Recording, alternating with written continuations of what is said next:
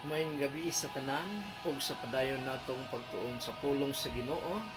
Karong gabi una atong pagatun-an ang sinulat ni Apostol Paul, Apostol Peter sa mga Kristohanon sa Asia Minor sa 1 Peter chapter 2 verses 1 to 3. Tanawon nato din karon ang kahimtang sa mga Kristohanon nga iyang gisulatan 2000 years ago nga kini nga sulat padayon nga ah, sa tanang mga Kristohanon karong nga henerasyon ay padayon nga maisalamin nato ang atong kaugalingon ni ining passage sa 1 Peter chapter 2 verses 1 to 3. So, matod pa din sa verse 1, 1 Peter chapter 2 verse 1, tungod kay natawo na kamo pag-usab, you have been born again, you have been born again, tungod kay natawo na kamo pag-usab, biyain na ninyo ang tanang matang sa pagkadaotan. Because you are born again, talagang iwanan na ninyo daw ang tanang matang sa pagkadaotan. Ayaw kamo pamakak. So, pamakak, simple kayo, pero kasalanan sa mga mata sa atong Ginoong Diyos. Ayaw kamo pamakak o pagpakaroon ingnon, plastic, hypocrisy. Ayaw kamo kasina o pagsulti og daotan batok sa inyong isig katao. Sama verse 2, sama sa batang masuso nga nangandoy sa gatas sa iyang inahan, panganduya usab ninyo ang lonseng gatas, lonseng gatas nga espirituhanon aron motubo kamo hangtod madawat ninyo ang hingpit nga kaluwasan. So nganong hingpit nga kaluwasan man, because Christians, faithful Christians nga submissive sa pulong sa Ginoo, sa kalooban sa atong Ginoo nga naisulat sa iyang written word sa Bible, ay dunay kaluwasan. Pero ang kahingpitan nini, ang completeness nini ay dito na sa pagbalik sa atong Ginoong Kristo. Verse 3, karon nga nasinati na ninyo nga ang Ginoo maayo gayod. Si Lord ang manalangin sa pagbasa sa iyang pulong. Ang atong gibasa, 1 Peter chapter 2 verses 1 to 3. So, kung atong tan-awon, paghisgutan nato karon ang isa sa gipabiyaan ni Apostol Peter sa mga Kristohanon ngayong gisulatan, ang pagpakaaron ni ingnon, hypocrisy. So, sa Matthew chapter 23, dinhi personal sa atong Ginoong Kristo ang pag-expose sa mga scribes o mga Pharisees. Scribes kini mao ang mga Bible scholars ilang kapanahonan ni Jesus Christ. Scribe o Pharisees mahitungod sa ilang kasalanan, og iya kining gitawag nga mga hypocrites, sons of hell, blind guides, mga buang, kawatan, self-indulgent, whitewashed tombs, snakes, vipers, persecutors of murderers. So, grabe nga paghulagway, deklara sa atong Ginoong Kristo sa mga tao nga wala makaangay kaniya, nagareject kaniya, ang scribes and Pharisees, mga religious leaders sa iyang kapanahunan. Pharisees is the main religion sa Israel sa iyang kapanahunan. Pero ang mga scribes o Pharisees, kung atong tanawon, were the most highly regarded religious leaders sa ilang kapanahunan. O gisunod gayud nilag maayo ang balaod sa Ginoo nga atoa sa Old Testament. Mao kini ang gibasihan nila sa adlaw-adlaw nilang pagpanginabuhi, ang Old Testament commandment sa atong Ginoong Dios. Matod pa sa Matthew chapter 5 verse 20, matod pa sa atong Ginoong Kristo din, for I tell you, unless your righteousness exceeds that of the scribes and Pharisees, you will never enter the kingdom of heaven. So, madaling sabi, ang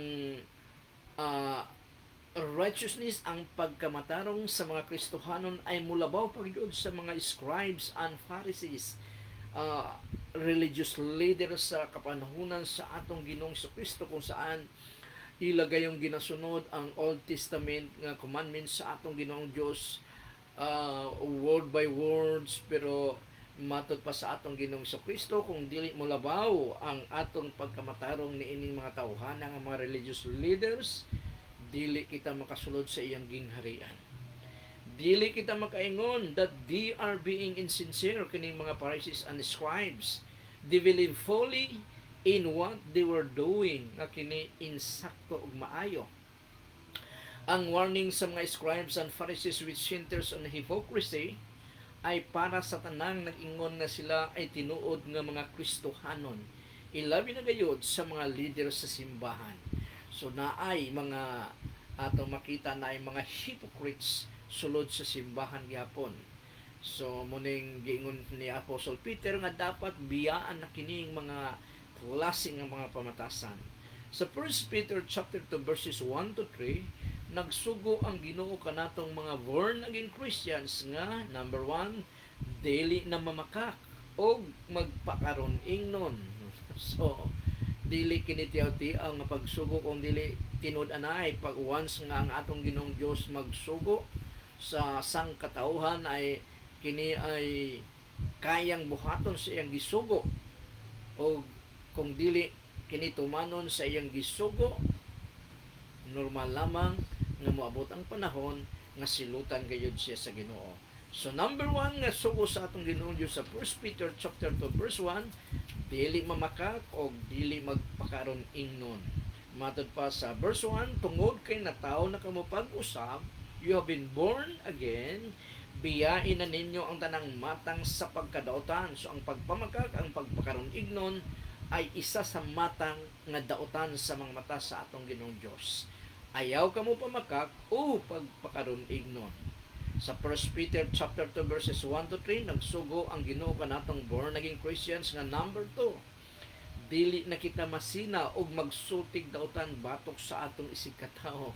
So kining pagkasina normal kini sa mga tao nga walay relasyon sa atong Ginoong Dios, relasyon sa atong Ginoong Kristo. Bisag unsa sila ka relihiyoso sa ilang religion, ang pagkasina, ang pagpamakak, ang pagkaron ingnon ay anaa gyapon sa ilang kasing-kasing nga mopakita kini sa ilang binuhatan. 1 Peter chapter 2 verse 1, padayon natong basahon. Matod pa dinhi, ayaw kamo pamakak o pagpakaron ingnon, ayaw kamo kasina o pagsulti og dautan batok sa inyong isig katao. Naagani magmariti sa inyo labi na gayod kung kini pangdaot sa usa ka tawo ayaw kinig pamatii nganuman or badlunga hinuon siya kay gusto niya nga makasala ka pinaagi sa paghunahuna ug dautan sa iyang gimaritis kanimo. Bintag ang gimaritis sa imo ay makaayo, makapalig-on sa kanimo. Pero kung ang gimaritis gani sa imo nga tao ay makadaot sa imong pagbati nga mo produce kini og pagkasuko ni anang tawhana nga gimaritis, ayaw kana pamatii kay wala pay ebidensya, o bisag nanay ebidensya tan-awa ang context kung nganong nasuko siya kanimo.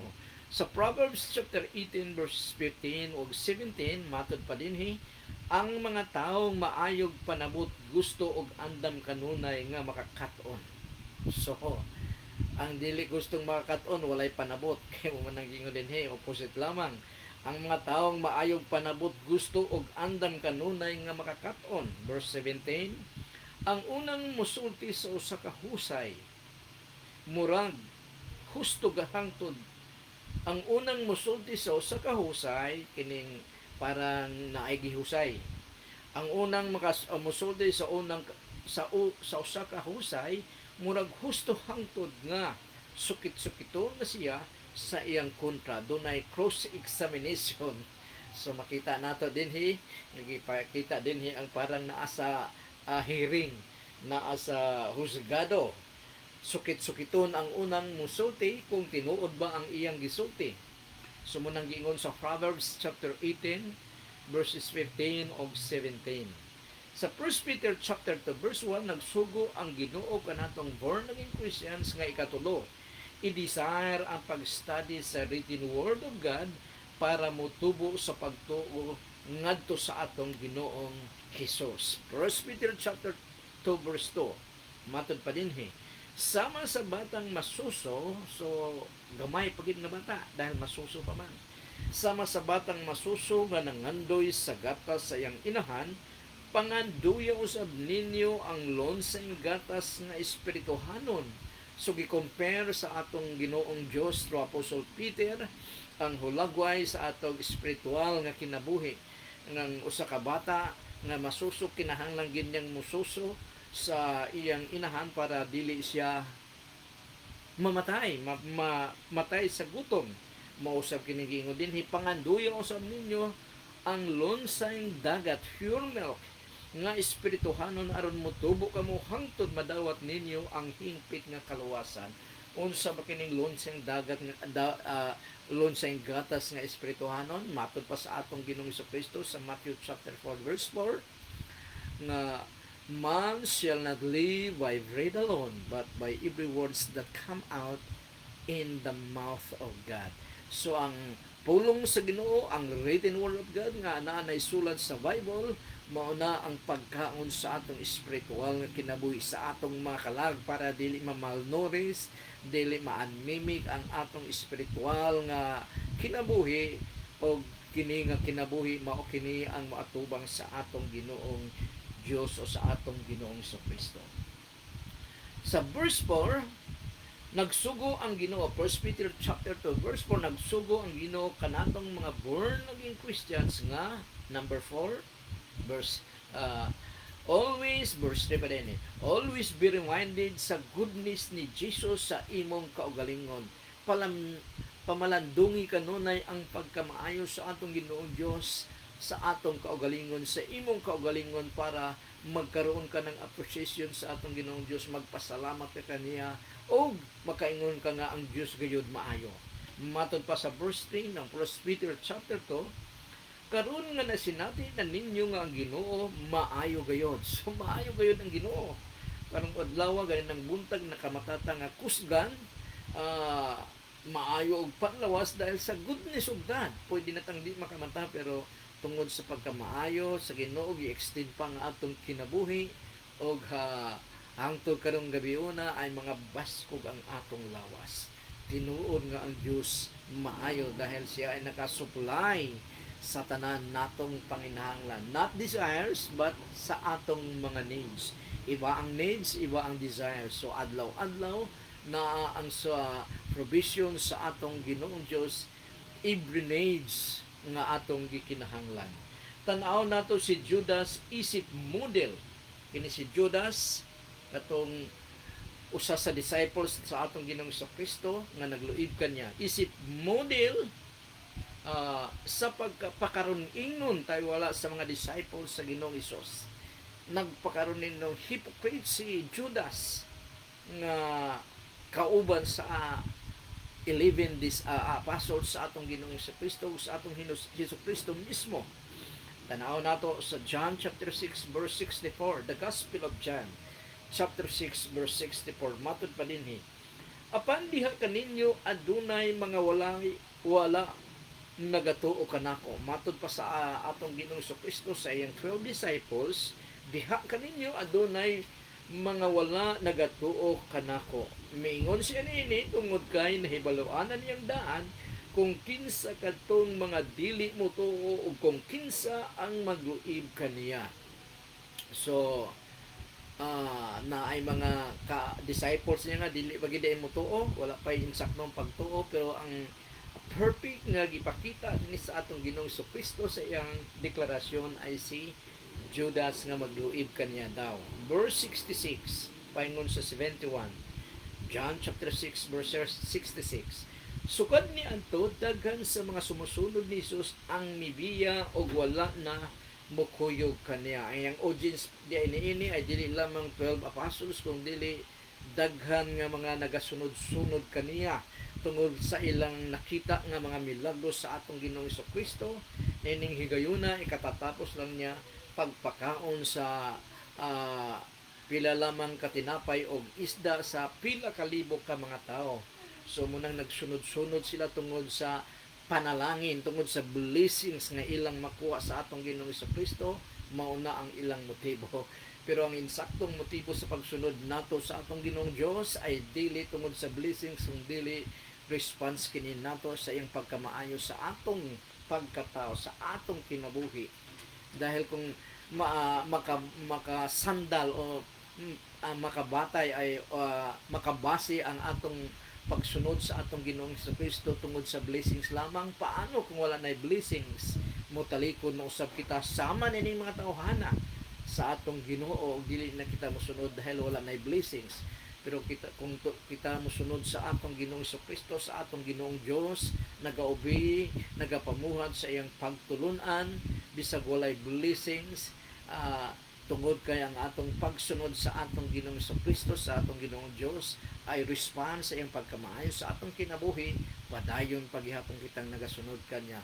Pero imposible walay tao nga mosunod sa atong Ginoong Dios, sa atong Ginoong Kristo gikinabuhi ang iyang written word nga walay nga dili pagatagbuon ang iyang adlaw-adlaw nga panginahanglan. Naagayod matod pa ni King David, natigulang na lang siya pero wala siya makakita sa tao o anak sa tao nga nagsunod matinud-anon sa atong Ginoong Dios nga nangayog pagkaon. So muna nga imposible gayod, naagayod ang provision sa atong Ginoong Dios sa mga tao nga matinud-anon kaniya. Verse 67. Busa mingon si Jesus sa iyang 12 ka apostoles, mubiya mo sab kamo kanako. So pangutana sa atong Ginoong Kristo to the 12 apostles. Mitubag si Simon Pedro, the apostle spokesman nila. Mitubag si Simon Pedro kaniya, Ginoo kang kinsa pa man kami moadto. So wala na laing pa sa atong Ginoong Kristo ra gyud nga nagasaad na dili lamang nining kinabuhi ang patsada nga kinabuhi, labi na gayud sa ikaduhang kinabuhi. Matod pa padayon nagingon ang si Apostol Peter, ikaw lang ang nagtudlo may tungod sa kinabuhi nga walay katapusan. So sa ang mga religion sa iyang kapanahonan siguro ay wala nanudlo sa kinabuhing walay katapusan, pero ang religions of the Pharisee ay nagatudlo gyapon. Verse 69, nagatuo kami kanimo tungod kay nahibaluan namo nga ikaw maugayod ang balaan nga gipadala sa Dios, the Holy One sent by God. 70, miingon si Jesus kanila, dili ba gipili kamong 12? Apan anak sa yawa ang usa kaninyo. So makita nato dinhi ang description, deklarasyon sa atong Ginoong Kristo kay Judas, anak daw sa yawa. Apan anak sa yawa ang usa kaninyo. Ang gitumong ni Jesus mao si Judas nga anak ni Simon Iscariote. Kay bisan tuod si Judas usa sa 12 ka mga apostoles, siya mao ang magluib kang Hesus. So, nganong magluib man dahil wala pa mahitabo dinhi ang pagluib ni Judas kay Jesus Christ. Matthew chapter 14 verse 18, samtang nangaon sila diha sa lamisa, miingon si Jesus, sapagkat tinuod sultihan ko kamo nga usa kaninyo nga kauban ko dinhi sa pagpangaon ang magluib kanako. Sa pagkaduong niadto sa mga apostoles, nag-uol gayud sila ug nagpuli-puli sila pangutana kanya, dili ako di ba? So makita nato dinhi nga bisan si Judas kauban sa 12 apostles or 11 apostles, ika-12 si Judas, ug sa atong Ginoong Kristo, wala gayud nakahibalo ang iyang mga kauban nga kini si Judas ay hypocrite nga tao, tigpakaron ingnon. Ang nakahibalo lamang nini ay ang atong Ginoong Kristo who sees the heart of a man o sa tao, nga nakakita kung unsa ang sulod sa kasing-kasing sa tao. Muna nga si Jesus Christ namang sumakita nato dinhi ang pagka plastic ni Judas, hypocrite si Judas nga grabe, wala ginahibali sa iyang 11 ka mga kauban. Verse 20, mingon si Jesus kanila, ang magluib kanako usa kaninyong 12. Ang mutuslob og pan sa yahong uban kanako. Ako nga anak sa tao, pagapatyon sumala, tanaw sa verse 20, uban kanako. Ako nga anak sa tao, isa sa title sa atong Ginoong Kristo, Son of God, Son of Man, o ang gigamit niya din ay Son of Man. Ako nga anak sa tao pagapatyon sumala sa nahisulat sa kasulatan apan alaot ang tao nga magluib kanako. So diretsahang gi deklara sa atong Ginoong Kristo nga si Judas ay alaot, son of the devil. Namanggoy mga ubang mga Kristohanon nga moingon nga si Judas Iscariot daw ay nakalangit dahil siya ang gipili sa Ginoo nga magluib kaniya, murag walay pagpipili si Judas, pero doon na siya choice si Judas sa kalamang misulod ang yawa sa kaniya ng dihang gipili niyang luiban niya si Jesus Christ. So maayo pa kaniya nga wala siya matao. Sumuning deklarasyon sa atong Ginoong Kristo kay Judas nga maayo pa daw kay Judas nga wala siya matao. John chapter 12 verses 3 to 6. Unya si Maria mikuha og mga tunga sa litrong mahalong pahumot. So makita nato dinhi ang atong gipakita dinhi ay ang mahitungod kay Judas. Kinsa ba si Judas sa atubangan sa atong Ginoong Dios? Siya ay hipokrito. Sa mga apostles siguro wala kay nila wala nila makita kini, pero sa atong Ginoong Kristo, sa atong Ginoong Dios hayag ang iyang mga motibo, ang iyang pagkatao bisan dili kini makita sa ordinaryong mga tao. Onya si Maria mikuha og mga tunga sa litrong mahalong pahumot nga gikan sa tanom nga nard. John chapter 12 verse 3.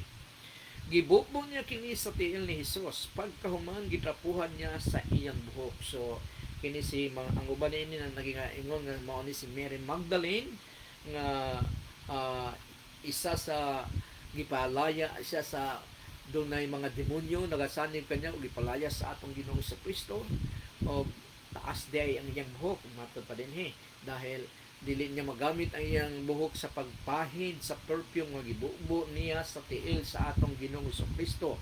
Gibubo niya kini sa tiil ni Hesus, pagkahuman gitrapuhan niya sa iyang buhok ug nalukop ang tibok balay sa kahumot ni adtong pahumot, dahil kini nga pahumot ay mahalon kay ni nga pahumot.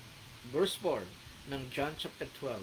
Usa sa mga kauban ni Jesus dito mao si Judas Iscariote nga mao ang magluib kaniya. Miingon si Judas, ang bili ni anang pahumot mga usa gayud ka tuig na sweldo sa usa ka tawo. So makita nato dinhi ang kamahal niini nga pahumot dahil ang sweldo niini ay sweldo sa usa ka tuig nga ordinary laborer sa ilang kapanahunan. Kung i-transfer nato sa atong kapanahunan karon, usa pila ba ang minimum nga sweldo, ibutang talang 400 pesos bisag mga 500 o 500 pesos times 12 months. So time 12 months, pila ang bulan? Dako kaayo mga mga 40,000, mamaya mo lagi nasulat ko kini. So ang bilin ni anang pahumot mga usa gayud ka tuig nga sweldo sa usa ka tawo. Nganong wala man ka na ibaligya ug ang halin ipanghatag ngadto sa mga kabus. So grabe si Judas no, dahil murag naghuna-huna gid siya sa mga kabus.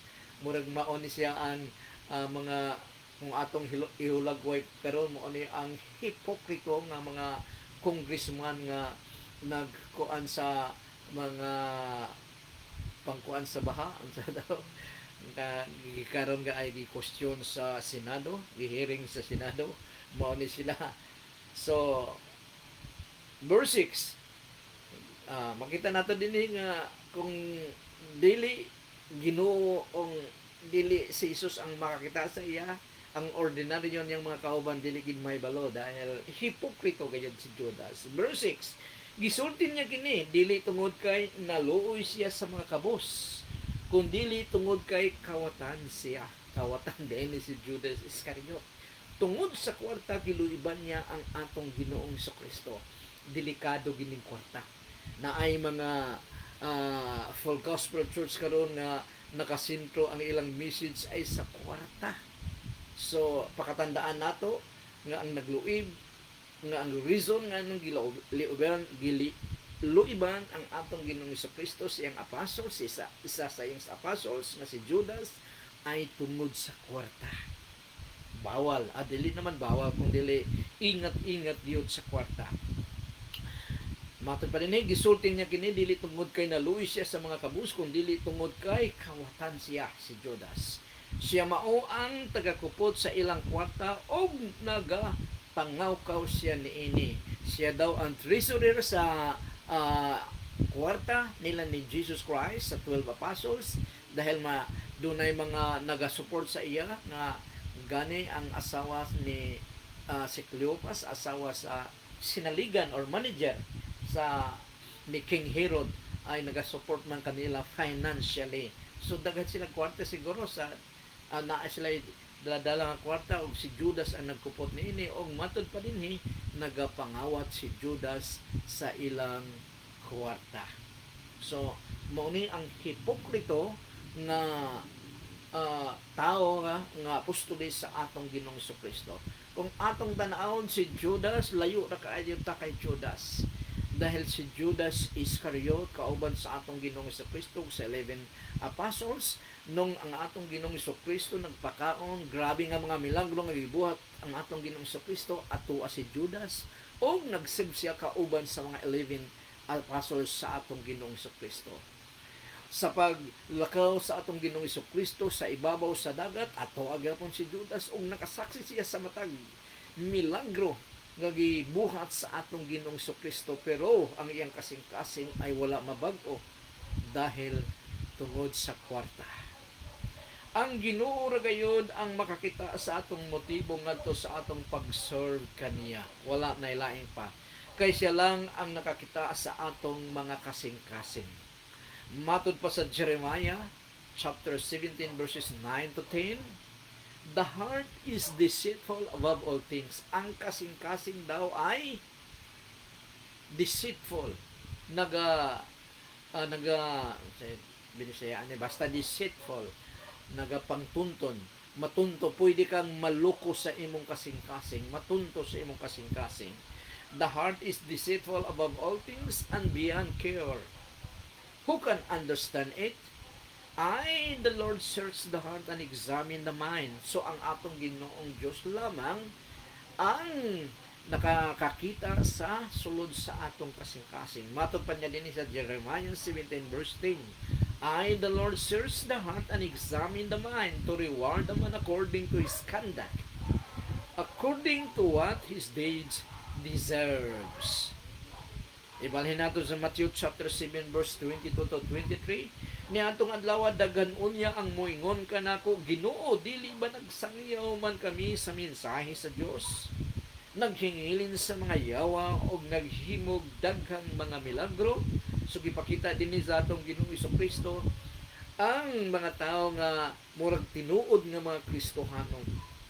Pero dili di ay. Murag genuine nga mga Kristohanon.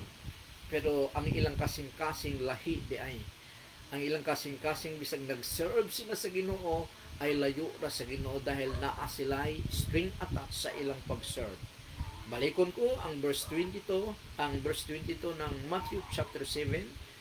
Niadtong adlaw panahon kini sa Judgment Day. Niadtong adlaw daghan unya ang moingon kanako. Ang nagistorya nini ang atong Ginoong Jesucristo. So dili pipila kung dili daghan. Daghan unya ang moingon kanako, Ginoo, dili ba nagsangyaw man kami sa mensahe sa Dios? So, nagtudlo sila sa pulong sa Ginoo. Naghingilin sa yawa, they rebuke the devil. Naghingilin, nagpapahawa sa mga yawa. O naghimog daghang mga milagro. So grabe, lupig tani. Pinaagi sa imong ngalan, sa ngalan sa atong Ginoong Jesucristo, apang ignon ko niya sila, wala ako makaila kaninyo, mga makasasala, pahawa kamo. Naa sila sa ministry sa atong Ginoong Jesucristo, pero ang ilang binuhatan ay contrary, ikaligot-gutan sa atong Ginoong Jesucristo dahil pigpakaroon ignon sila. Pwede sabi itong mga tawhana ay naluko sa ilang pagtuo. Nabi nila nga tinuod, they sincerely believe that they are in the truth, naa sila sa kamatuoran, pero di ay dahil ang ilang kasing-kasing lahi ang motibo sa ilang kasing-kasing, wala ngayon sa pagpamuhat sa atong Ginoong Jesucristo sincerely, kung dili dunay string attached. It is possible for you and me to believe genuinely nga kita nag-serve sa Ginoo, obeying God's words and accomplishing God's will. Pero na-deceive di ay sa atong sayop nga pagtuo that will result to eternal damnation. Impierno gyapon. Nga naman, dahil ang binuhatan ay dili nakahaom sa pulong sa Ginoo. Lahi ang motibo. Ang motibo nga gingon sa atong Ginoong Kristo sa tanang mga nagasunod kanya nga i-glorify gid ang atong Ginoo, dili ang atong kaugalingon kun dili ang atong Ginoo gyud ang itaas sa atong tagsa-tagsa kapagkatao. Kini nga mga religious leaders genuinely believe that they were doing God's work, obeying God's word, and accomplishing God's will. Pero sa kabila ng kanilang sinceridad, they were sincerely wrong. Munang gingon nga bisag unsa nimo ka honest, pero kung ang imong gibuhat ay dili ayon sa kabubuton sa Ginoo, you are honestly wrong or sincere. Bisag unsa nimo ka sincere ka sa nga sayo. 2 Corinthians chapter 13 verse 5, matud pa ni Apostol Paul sa mga Kristohanon sa Corinto, susihan ninyo ang inyong kaugalingon kung tinud-anay ba ang inyong pagtuo kang Kristo. So, kailangan atong i-update o atong i-tan-awon ang atong kaugalingon kung kita ba ay tinud-anay pa ba nga nagatuo sa atong Ginoong Kristo. Dili ba nasayda naman ninyo nga si Kristo Jesus anaa kaninyo? Gawas kung dili ka mo tinuod nga mga tumutuo. Dunay dili tinuod nga mga Kristohanon. Ang tumutuo din ay Kristohanon. Akala nila they are Christians but they are doing things contrary sa kalooban sa atong Ginoong Kristo. Human responsibility and God's sovereignty. Makita nato din sa 1 Corinthians chapter 9 verse 26 to 27.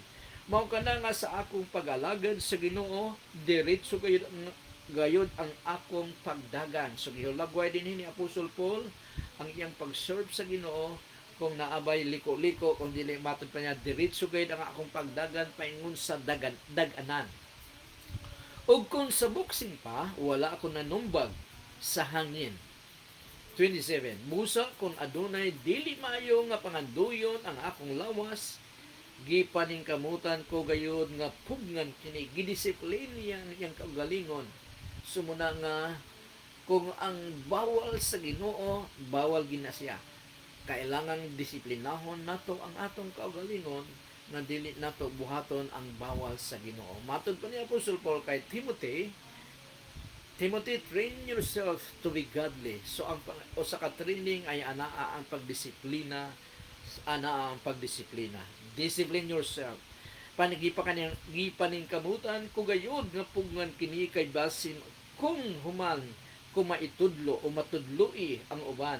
Ako paon niya ang dili makadawat o ganti gikan sa Dios, ma-disqualify siya sa reward sa atong Ginoong Dios dahil nga naman wala niya disiplinaha ang iyang kaugalingon. So hypocrisy gi-expose ni sa atong Ginoong Kristo kung unsa pa ba ang laing panagway sa tigpakaron ingnon.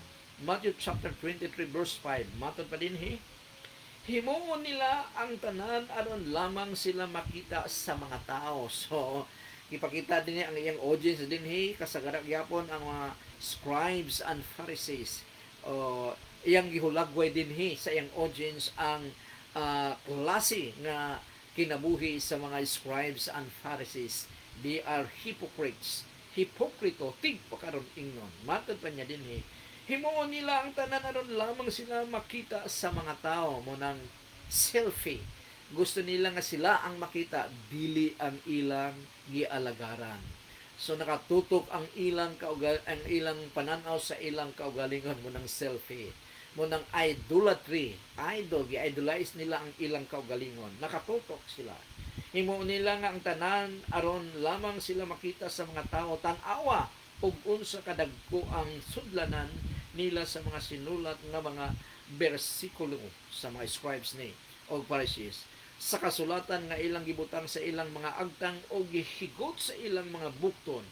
og tan-awag unsa kataas ang sidsid sa ilang mga sapot o sa ilang mga sinina.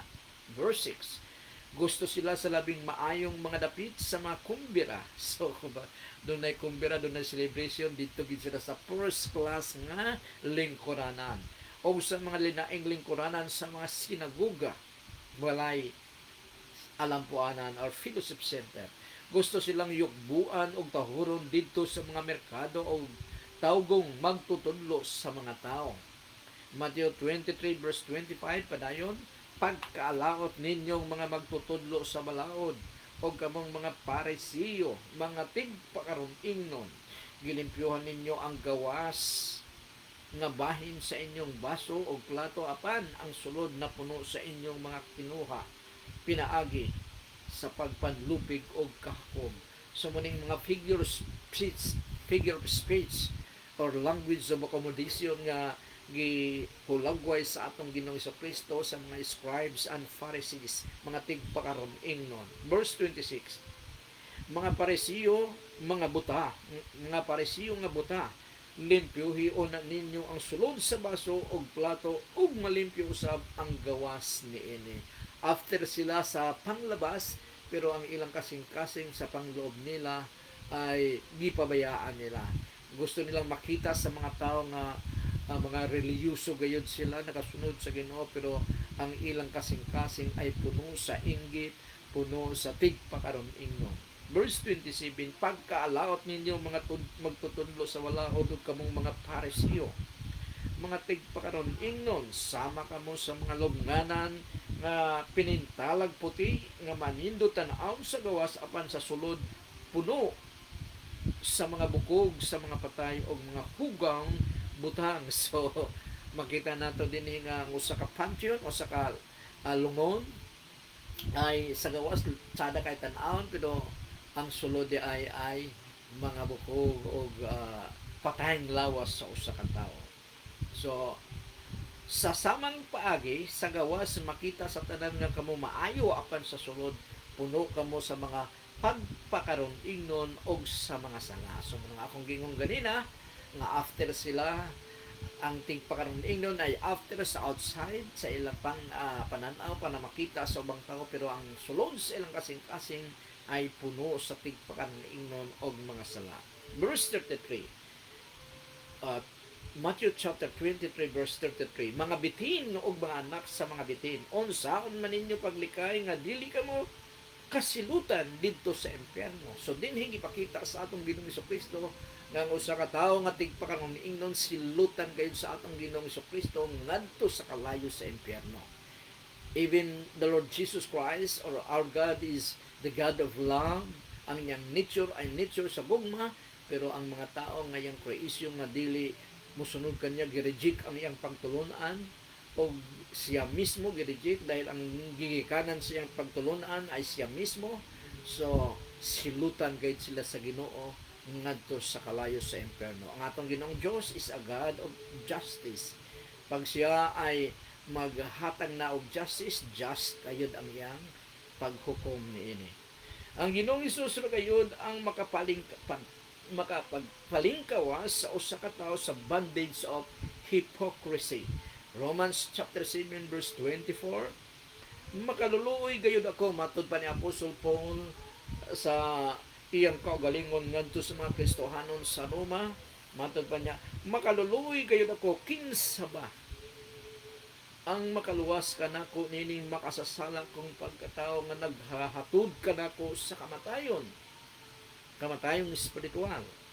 Verse 25, walay lain nga makaluwas ka nako kung dili ang Dios pinaagi sa atong Ginoong Hesukristo. Salamat sa Dios. Mo kini ang akong kahimtang, ang akong hunahuna nagasunod sa kasuguan sa Dios, apan ang akong lawas nagasunod sa dautan nga kinaiya nga makasasala. So munang giingon ni Apostle Paul na we must train ourselves, discipline ourselves to be godly. Ang atong huna-huna, ang atong desire sa ang makalibotanon, pero kinahanglan sugpuon, disiplinahon nato kini ug sundon na gayud nato ang kabubuton sa Ginoo. Don't let Judas the hypocrite nga gamiton sa yawa para mamugnaw ka sa imong pagtuo. Daghan mga hipokrita, daghang mga hypocrite sulod sa simbahan o sa gawas sa simbahan. Ayaw sila tan-awa mahimong influensya nga mahimo kang kaparehas ni Judas o kaparehas kanila. Ayaw itugod nga ang imong pagtuo sa Ginoo nakasandal sa kauban mong magtotoo. Fix your eyes on Jesus Christ, who is the author and the finisher of our faith. Matod pa sa Hebrew chapter 12 verse 2. Isentro nato ang atong hunahuna kang Hesus nga mao ang gisandigan sa atong pagtuo sukad pa sa sinugdan hangtod sa katapusan. So dapat ang atong pagtuo, ang atong faith ay nakabase sa atong nakasandal, nakabase sa atong Ginoong Kristo from the start to the end. Mo nang giingon din gikan sa sinugdanan hangtod sa katapusan, giantos niya ang paglansang kanya sa krus ug wala niya igsapayan ang makaulaw tungod kay ginaunan niya ang kalipay nga madawat niya unya o karon atuwa na siya nagalingkod sa tuo nga dapit sa trono sa Amahan.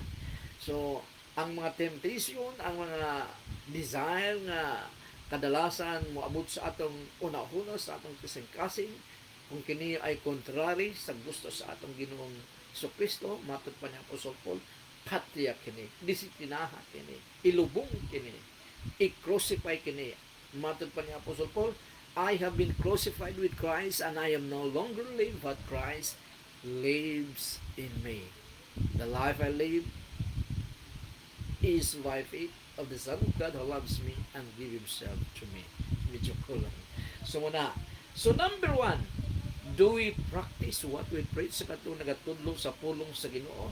Ato bang gikinabuhi ang atong ginatudlo ngadto sa uban? Are we content with the approval of God? Kontento ba kita sa approval sa Ginoo dahil gisunod nato ang iyang kabubuton? Do we assert our superiority over others?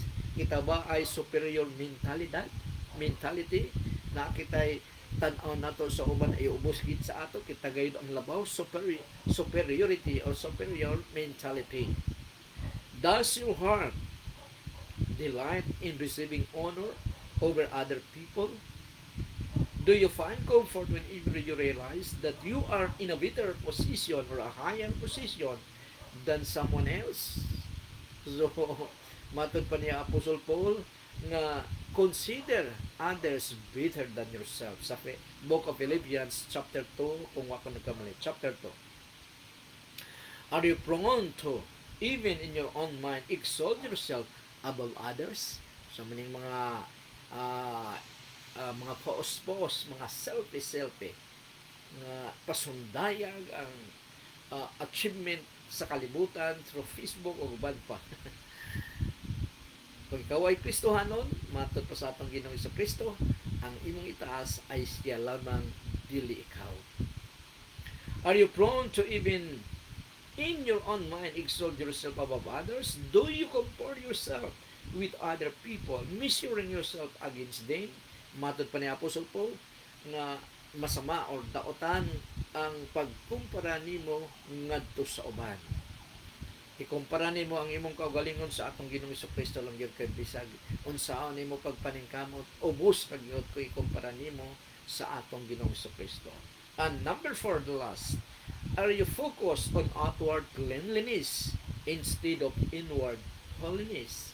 So ang dapat ay inward holiness, ang outward cleanliness or holiness ay makita na dapat, pero nagikan sa sulod sa imong kasing-kasing. Kung unsa ang nasa imong kasing-kasing, mugawas kini sa panglabas. Not in hypocritical or hypocrites nga pamaagi. Purity always begins in the heart. So manang atong pagitun-an karong gabiona ang hypocrisy nga atong makita bisan diha sa kasimbahanan nga kagaya ni Judas Iscariot nga ang iyang 11 nga mga kauban wa gid nakabantay nga si Judas ay grabe ka hypocrite. Yun nga Kinsang nakabantay nini ang atong Ginoong sa Kristo lamang dahil siya ang nakakita sa atong kasing-kasing. Again, purity always begins in the heart. Always focus on holiness, not in outward appearance. Kung holy ang imong kasing-kasing, kung pure ang imong kasing-kasing, makita kini sa imong panglabas, makita kini sa imong action. Maayong gabi sa tanan, og dinhi kita nagtapos sa atong pagtuon karon sa 1 Peter chapter 2 verses 1 to 3 nga kung saan ay daghan natong nakita dito nga gipabiyaan ni Apostol Peter ang dautan, ang daan natong mga batasan kinabuhi dahil kita ay na-born again na. Matod pa na Apostol Peter. Since you're born again, ay biyain na ninyo, isalikwa na ninyo, matod pa niya ang mga daotang binuhatan. So salamat sa tanan nga nagatanaw o magatanaw pa nini nga pagtulunan anaalang kini sa YouTube sa akong personal nga tawagan ni channel Edwin Macahilos. So ana kini sa YouTube sa my personal channel. Salamat sa tanan nga nagatanaw og ang Ginoo manalangin kaninyong tanan og sa sunod usab nga natong panagkita dinhi sa media. The Lord bless you and keep you. The Lord make His face shine upon you and be gracious to you. The Lord lift up His countenance upon you and give you peace. O ang tanang mga anak sa Diyos magaingong. Amen and amen. Salamat sa tanan. O God bless you all.